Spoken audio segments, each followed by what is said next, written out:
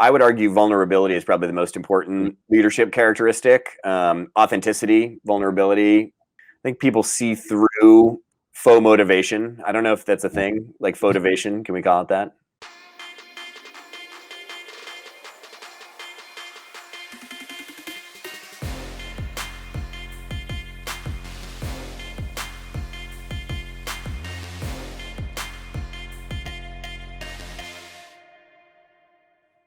What is going on, Next Gen fam? Welcome back to Mentor Momentum. I am so excited to welcome this week's guest. We have an absolute jack of all trades with us. After graduating with a degree in physics, he worked in improv and sketch comedy for a decade while simultaneously honing his craft in marketing at various consultancies and startups. Since then, he's received an MBA from HBS, Harvard Business School, and is currently the Senior Vice President of Marketing at HubSpot, one of my absolute favorite companies. So I cannot wait to welcome this person to the stage. Jon, thank you so much for joining us here on Mentor Momentum. Welcome to the Next Gen stage. I'm so glad to be here. How's it going?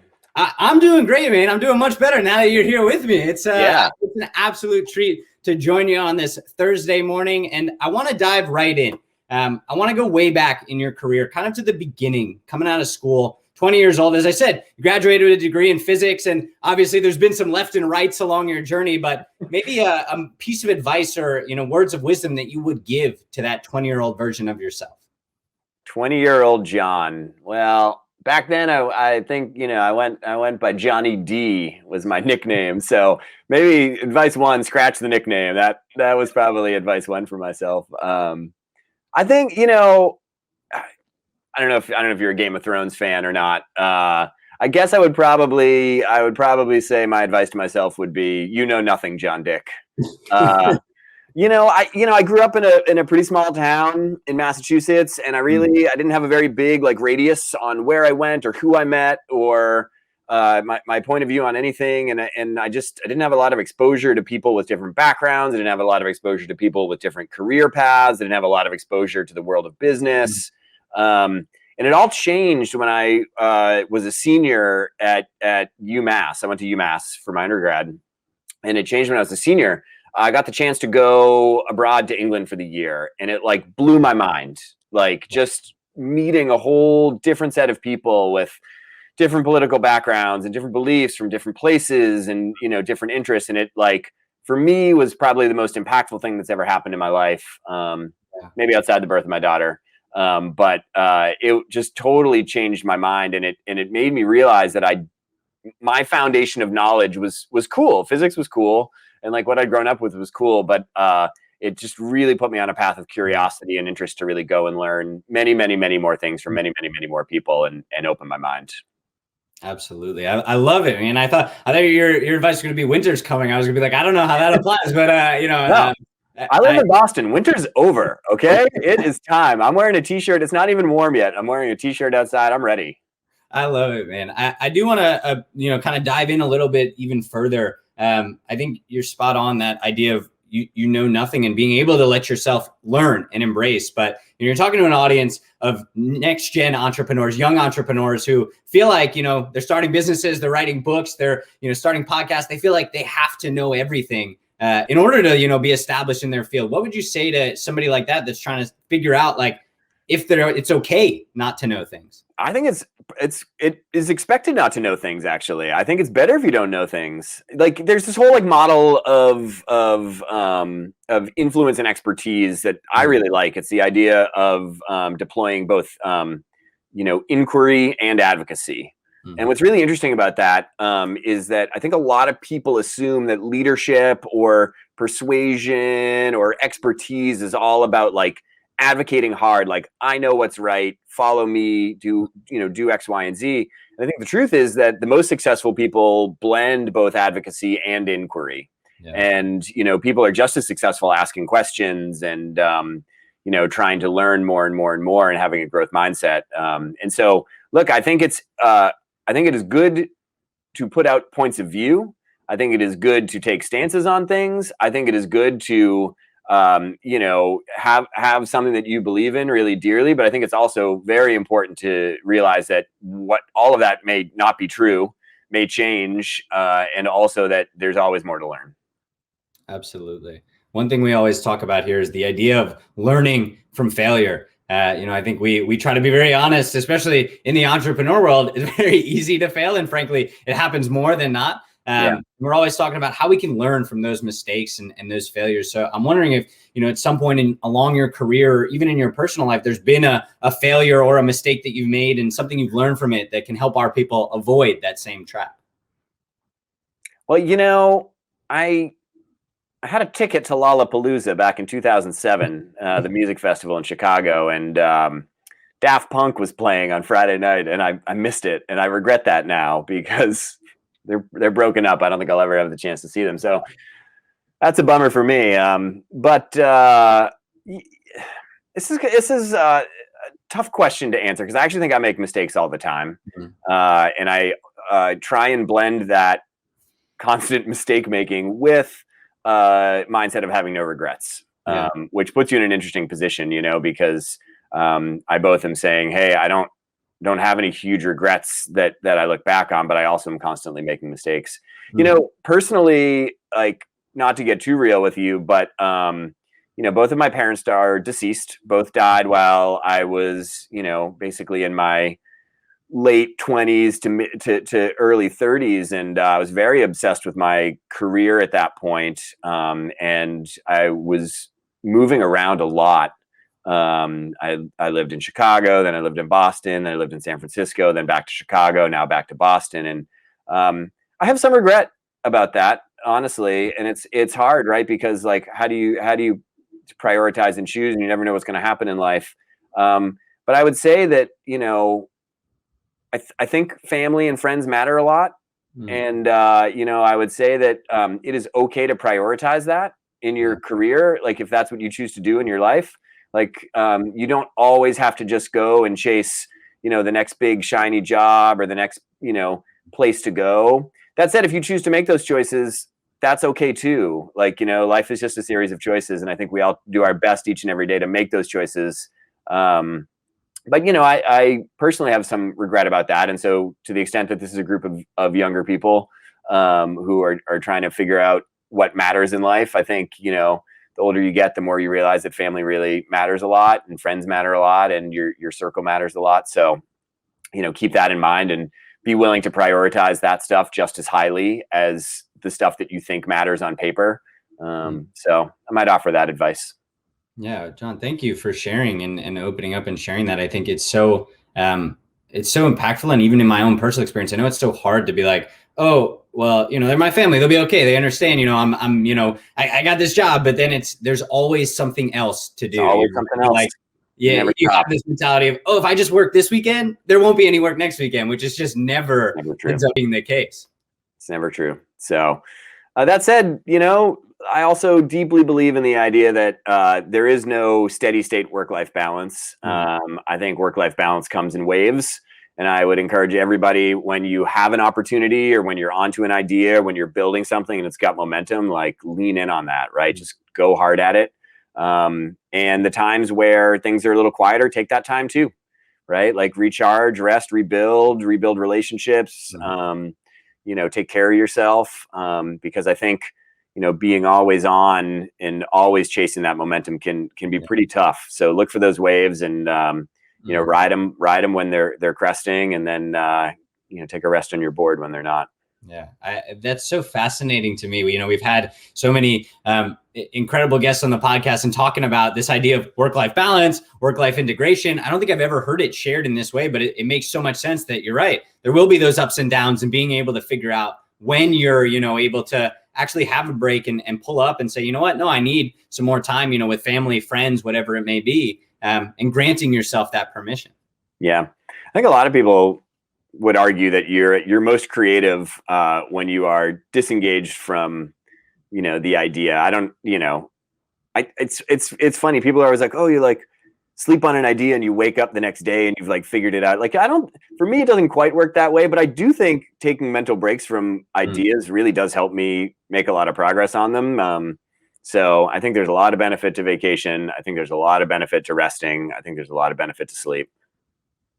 Absolutely. I want to dive into that. One thing we always love to ask is about what life habits allow you to be your best self. I think we're speaking on it now that there is this balance, there is this ability to take time for yourself so that you can be the best, leader, employee, manager, whatever it be that you can be. So I was wondering if you had one habit, a few habits that you can share that, you do every day that allow you to be your best. Well, maniacally checking my email certainly is a habit that is helping me be my best. No, kidding about that. So I have a couple things, right? I think the first thing is that I've got a pretty like rigid schedule. And now look, I've got a young daughter. She's about 20, 21 months old. And so look, at 4:30, like I'm off. Like I go, that's when she's waking up from her nap, and I'm with her until through bedtime. And for me, that is important time, not only for me as a dad, but for her as my daughter, and for my wife as my partner, and all those things. And so I do think there's a certain amount of just like setting a couple of boundaries for yourself can be really helpful. And like, look, if something absolutely urgent comes up, I flex, and that's fine. But my team knows, and the company kind of knows that that's kind of my parenting hours. And so I try and apply the same thing to myself with exercise. Like, I need to exercise a lot now because I'm just older. kind of sucks, but that's okay. And I try and just be like, okay, cool. In the morning, like before I jump into things, like I'm just going to be sure I get at least, even if it's a 20-minute, workout or some exercise in to do that. I find that helps me a lot. I keep telling myself I'm going to sleep. I keep telling myself that I listen to all these podcasts, right? And I'm like, oh yeah, these people sleep like 9 hours a night and they meditate for an hour and they like take all these supplements and they eat all this good stuff. I haven't cracked all that myself, but I haven't really cracked the sleep and the meditation. But certainly I think the schedule and the exercise for me is helpful. Absolutely. I think, one thing I'm picking up, and I'm sure the audience is as well, is it's very clear that you were a improv sketch comic at some point in your life. I feel like I ask you a question and immediately you're throwing jokes right back at me. And I love it, man. I feel like we haven't had anybody on the show that has that, such unique experience. We had a community member that wanted to ask you, incredible community member, Carson Sweezy, wanted to ask, what maybe from your improv comic days did you learn that now informs what you do on a day-to-day basis at HubSpot currently? Hey Carson, good question. I like the question a lot. I think improv is very cool. I had a really fun. I mean, this is the thing, right? Like regrets. Like I don't know. Like maybe I wish that I had like jumped into tech at 21, right? Maybe I wish I had like recognized a company like Stripe very early and been like, I just want to work on that.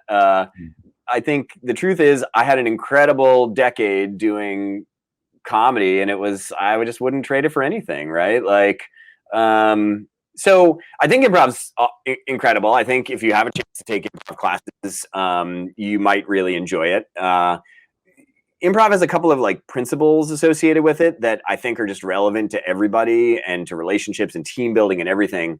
And the first like quote rule of improv is this idea of what they call yes and. And the idea is that when you're in an improv scene and you're making things up with someone, like don't say no. Like no kind of ends the scene pretty quickly. Like you're trying to build something when you're doing an improv scene or an improv or you're writing a sketch. Like you need to build something. You need to build it fast, right? Or the audience is just gone, and it won't be interesting. And so, like the best thing you can do when someone says something to you, like I can't believe it's raining again today. Your response could be, it's not raining, right? And like you might think that'll get like a cheap joke and the audience will like awkwardly laugh at it, but it's a lot stronger to say like, yeah, and I can't believe that all of our umbrellas are made out of mesh or something. I don't know. I don't do improv anymore. But the point being, like, give gifts to your scene partner, and really focus on trying to build something together. And the best way to do that is saying yes and I think I try and apply that a lot at work and in life, right? I think that I take a very, yes and mindset to conversations I have and explore the possible before we figure out what the constraints need to be, and before we say but, and before we say no, and all those things. And so I think it puts you on a path of optimism. I think it puts you on a path of positivity. And I think all that stuff just plays so well. I think for everybody listening, watching, I think that might be one of the most unrated genius things I've heard. And it's like, it should be obvious, but it's not. This idea of you're in a meeting and somebody says something and you're like, yeah, but that's not really going to work, versus like being able to build it. And then, to your point, set the constraints after. I feel like that's how genius things are built, not by saying no, but by saying yes. Let's figure out like how we can keep growing on that. I think when people are writing the best movies and stuff like that, they start much longer than they end up, right? And they get cut way back. And you can cut the stuff that's not the best later. So yeah, that for me has been great. That's been one of the things. The other thing, that I took away from improv that I think is kind of interesting for everyone to think about is like, we really glorify the person who makes the joke in comedy. I think the truth is, most of the time, the funnier person is the person who sets them up to make that joke. Wow. And so you should think about that in your lives too, and think about the people you're surrounded with, and whether you're setting up your, co-founders, partners, employees to quote make the joke, whatever that is for the line of business you're in. Like that is the true sign of an excellent comedian, is the person who sets up the person who makes the actual punchline. Punchline's easy. Absolutely. It's like in sports too, the assist versus the, basket itself. You need both. You need everybody working together as a team. You need both. In your own kind of management style, obviously you're leading an incredible team over at HubSpot. What are maybe some tips that you have for our audience about how to keep your team motivated and, pulling on this thread of building with them and setting, other people up for success as well? What other tips are you, able to give to our audience about how to be a great leader, manager, and continue to motivate their team on a daily basis? Well, certainly I think I would argue vulnerability is probably the most important leadership characteristic. Authenticity, vulnerability, I think people see through faux motivation. I don't know if that's a thing, like photivation. Can we call it that? We'll call it photivation. Trademark right now. I'm going to start a Twitter account with photivation tweets on it. But I think authenticity is probably one of the most underrated and most important leadership skills. I think you need to know who you are, and I think you need to lead based on who you are. I think that we're coming out of a horrible year, man. It's like, what a horrible, horrible year. So many people sick and dying, and so so many things have happened, and it's created a real, I think all of us are just on, I'm just like a little like on edge all the time, and I think that the only way to lead through something like that is with vulnerability. I try and give my team a lot of direct feedback. I think it's a Brene Brown quote. If it's not a Brene Brown quote, it certainly is a HubSpotter quote. A guy I really admire named Winston, but he says that oh God, I forgot it. What was the oh man? Well, he has a great quote, and it's all about how giving feedback is kindness. But it rhymed. It was much better. There was alliteration there. So anyway, but I do think actually giving people feedback is actually like one of the best things you can do as a leader. I think it helps them develop. I think it helps people know where they stand. I think it helps them, just realize how to get stronger, better. And you don't have to be mean giving feedback, right? Like, in fact, you should be constructive and you should be positive. But yeah, that's another thing. How do you, toe that line? Because I find, I got it. Clarity is kindness. That's the quote. Clarity is kindness. Give people clarity, and that's ultimately kindness for them.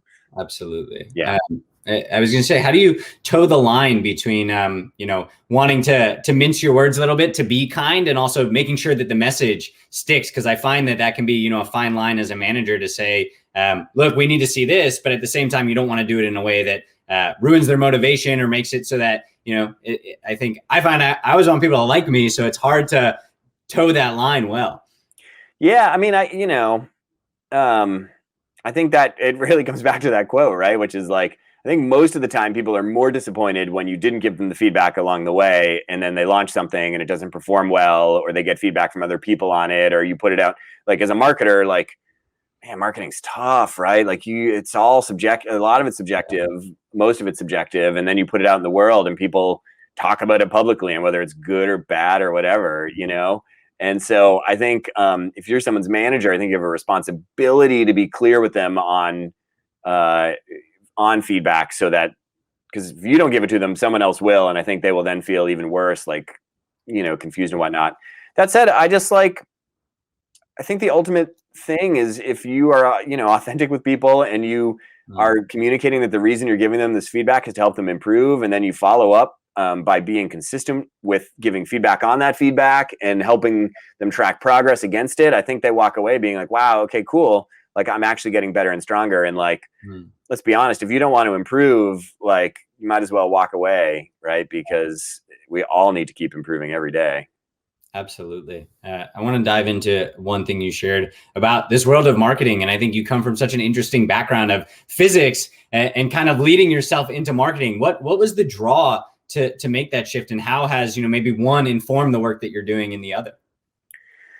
Yeah, well, I mean, look, so I'm kind of a freak. Like, I liked calculus for some reason, and I don't know a ton of people who liked calculus, but I just liked it. I didn't like other kinds of math. I didn't like trigonometry. I didn't like geometry. I only liked calculus, and calculus just made sense. And it turns out physics is like a lot of calculus. And so, like, for me, I was just like, wow, I just get this, and it's cool, and I like it. And I kind of just realized, by the end of my undergrad, that a life of physics wasn't what was going to fulfill me in life. I spent, my final year doing a lot of lab work, and I didn't really like lab work nearly as much. And I miss people and all that stuff. And so, that kind of put me on a path to figure out, well, then, like, what do I do? And I think what's cool about, marketing in particular is that it really allows for people who are generalists and people who are learners to really thrive, because there are extremely analytical sides of marketing, extremely technical sides of marketing, and there are also extremely creative sides of marketing. I don't think that I am either of those things. I think I actually sit somewhere in the middle, shockingly, based on my background. But, so for me, what I liked about marketing was it allowed me to flex both sides, I think, of my interest and my personality. And it let me do some of that context switching. And there's not a lot of jobs that I think let you do that. And so I think that's pretty cool. Absolutely. Jon, as we get to the end of our time here, one last question I have for you is, I think our audience is looking and saying, one, you're awesome, which I think is very clear. Two, definitely bring back the Johnny D nickname, because that's absolutely legendary. So, all right, I'm in. I'm in. I'll see you on Twitter, everybody. The question that I have is, as people looking up to you, seeing the success that you've had and wanting to emulate who you are, what would you define as success, and how do you look to strive for that every single day? Personally, I just try and do my best work every day. Like, I don't know, I wake up every day just like everyone else and think, like, what do I need to get done today, and how do I do it to the best of my ability? And so, I put in the reps, keep an open mind. I would say that something that has served me well in life is, like, I put in the effort, and I don't expect anything to be given to me. I kind of just didn't grow up with that culturally. And I think that's really, it's paid off for me, because I feel like ultimately one of the things that just really, really matters is, like, showing up, putting in the effort, I still take notes in a lot of meetings for teams, right? Like, I'll take the notes. Like, it's like, it's fine. Like, do the work. And I think if you do the work, I think things tend to work out pretty well. And then the other thing I would say is, like, don't be too set on a particular path. Like, opportunities will come up when they look good, when you like the people, go for them. Like, just seize it and run for it. And I don't think you'll regret it. I don't think you regret it looking back. Absolutely. Jon, from everything you shared from moment one, all the way down to the importance of setting boundaries in your life. I love this idea of work-life waves and being able to ride those waves. And I'm definitely going to start employing this yes and philosophy to my entire life, especially in my work. So thank you, Jon, so much for all this incredible, incredible wisdom that you've shared with us here today. Yes, and I enjoyed being here. Thanks for having me. Yes, and thank you, Next Gen HQ, for joining us here on Mentor Momentum with Next Gen HQ. Thank you, Jon. That was Mentor Momentum, sharing life and business lessons from incredible leaders. Looking for more momentum? Subscribe to our weekly momentum newsletter at nextgenhq.com and check out our other podcast, Momentum Audio, on any of your favorite podcast channels. Now that's momentum.